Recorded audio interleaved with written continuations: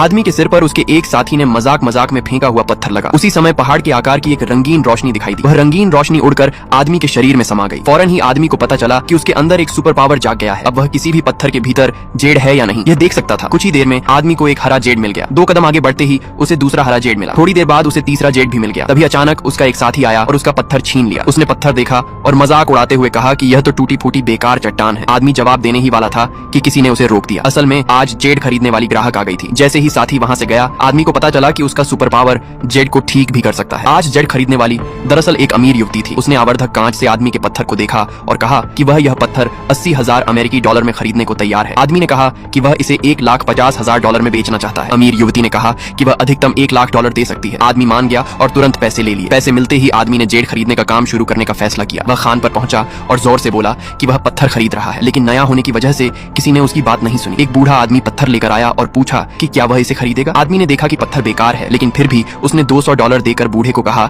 कि वह उम्र दराज है, अब घर जाकर आराम करे। यह देखकर सब लोग पत्थर बेचने के लिए लाइन में लग गए। आदमी ने सामने वाले पत्थर में शुगर जेड देखा, जिसकी कीमत कम से कम $3,00,000 थी। राहगीर ने पूछा कि क्या वह इसे $500 में खरीदेगा। आदमी ने कहा कि यह उसके बजट में आता है और उसने $500 देकर पत्थर खरीद लिया। अगले दिन आदमी ने देखा कि 2 लोगों को एक बड़ा पत्थर मिला है। वह उसे जांचने और कीमत लगाने ही वाला था कि 2 व्यापारी आ गए। दोनों ने नए आदमी होने पर उसका मजाक उड़ाया और कहा कि वह उनसे मुकाबला करने की हिम्मत कैसे करता है। आदमी ने पत्थर देखा, वह अंदर से खोखला और बिल्कुल बेकार था। उसने दोनों व्यापारियों को चेतावनी दी कि यह पत्थर कीमती नहीं है, लेकिन दोनों ने उसे नौसिखिया कहकर चिढ़ाया। आदमी ने बहस नहीं की और उन्हें वह पत्थर खरीदने दिया।